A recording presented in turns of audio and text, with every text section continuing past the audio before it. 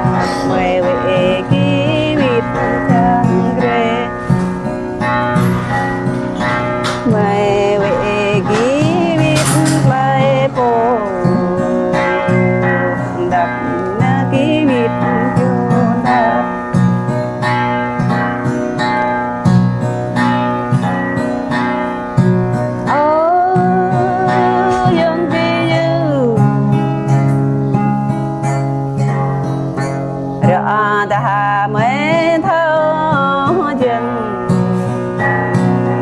nắng chim phi thơm mê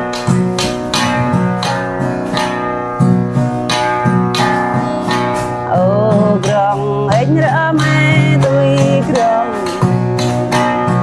ra ta mới thơ dần chim tròn